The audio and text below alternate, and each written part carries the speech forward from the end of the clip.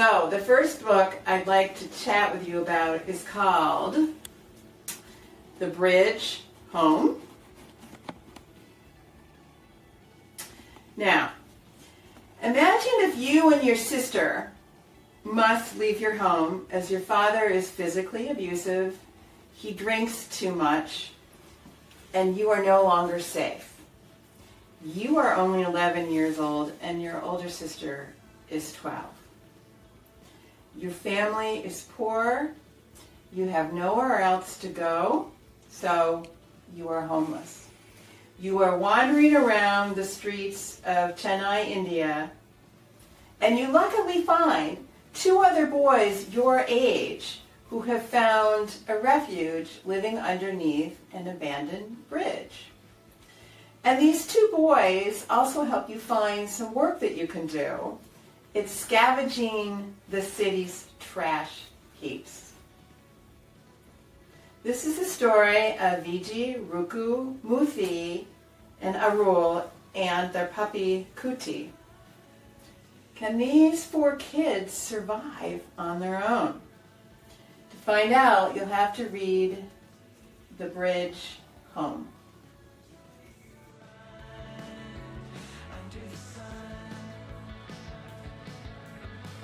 Book is Strange Birds, and I'll read to you about the four main characters in this book. Ophelia Castillo is searching for a story. While her friends leave their boring Florida town for summer camps and family vacations, she braces for zero excitement. Lane DeSante would like her whole family to kick rocks, especially her parents, who sent her to live with her grandmother for the summer while they finalize their divorce. Aster Douglas has one summer to figure out how to be a kid. She's been homeschooled by her grandfather her whole life, and it's easier for her to make a souffle than a friend. And last but not least, Kat Garcia is hiding a big secret. She's in need of a new troupe after she quits the Floras, her local scouts, without her mother knowing. Now these four girls band together to make the Floras change an old tradition, the wearing of hats made with actual bird feathers. This is a great book on friendship, learning to be an activist, and using your strengths. Whether you're a storyteller like Ophelia, an artist like Lane, a foodie like Aster, or a bird watcher like Kat. It's called Strange Birds, A Field Guide to Ruffling Feathers by Celia C. Perez, and that author might be familiar to you if you read The First Rule of Punk.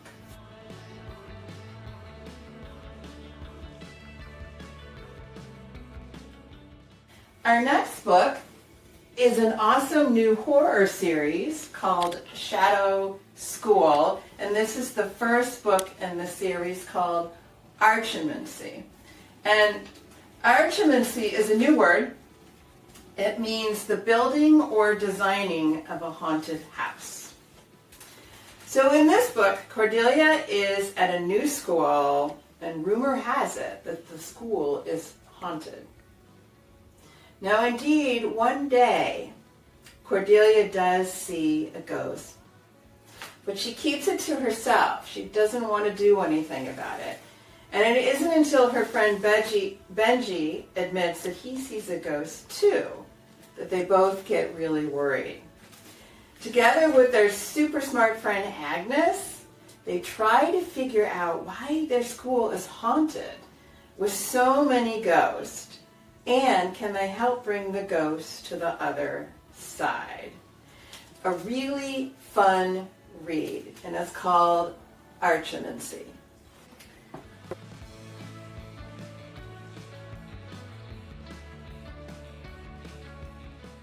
Book is When You Trap a Tiger. This is about a girl named Lily who's 13 and her older sister Sam is 16.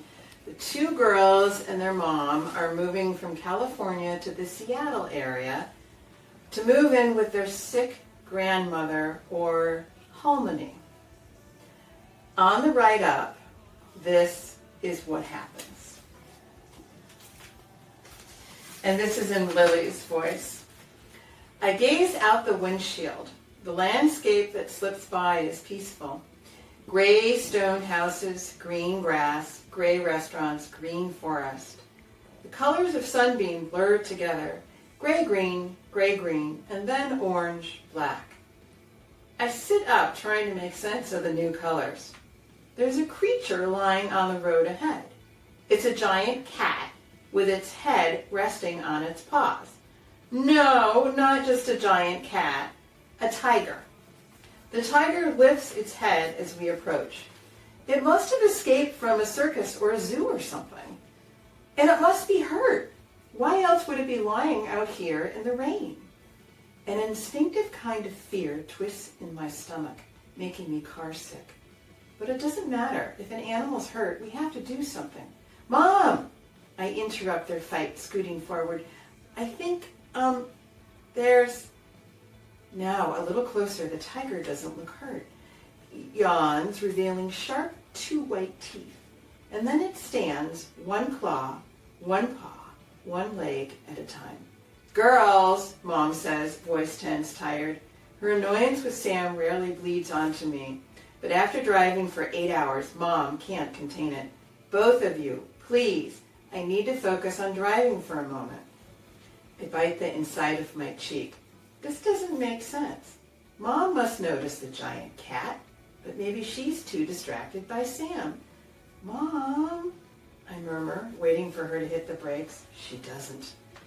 Sometimes the problem with my invisibility is that it takes a little while to wear off. It takes a little while for people to see me and hear me and listen.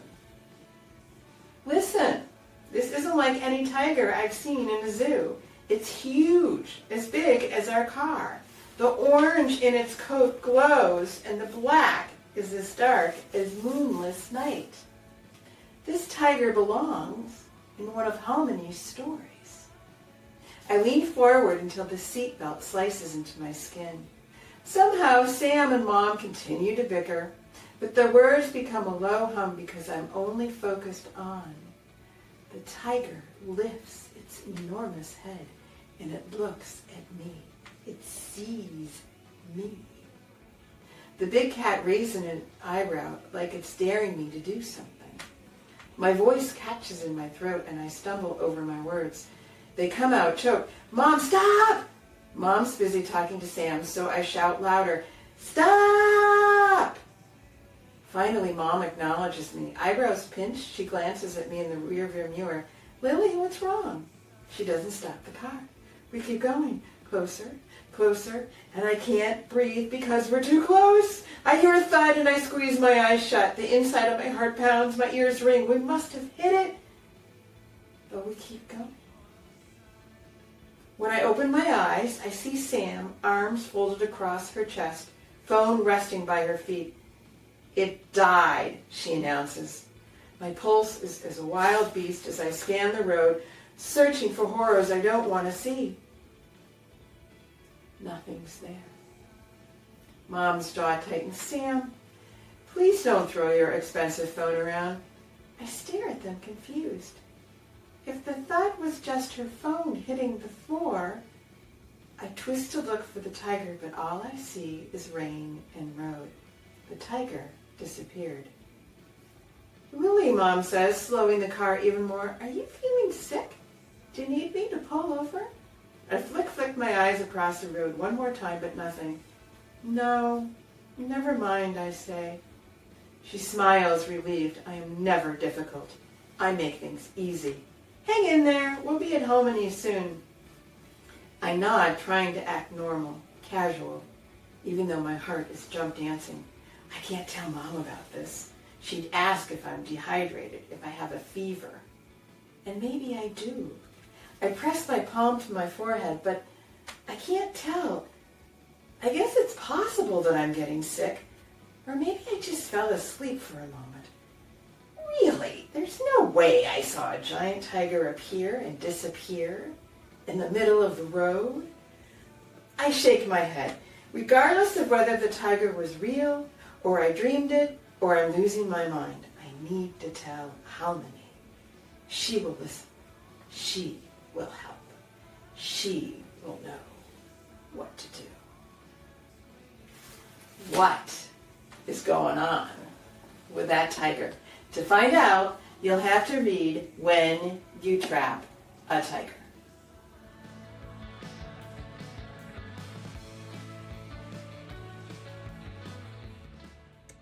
The Mystic School of Musicraft, written by Jessica Corey.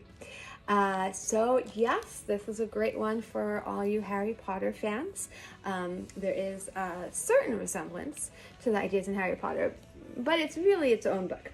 So in this world, magic and music blend, and by playing music, talented musicians are able to enact magic. And in this world, musicraft powers everything from construction to farming to maintenance. So 12-year-old Amelia Jones wants to follow in her mother's footsteps and be admitted to the Mystic School of Musicraft.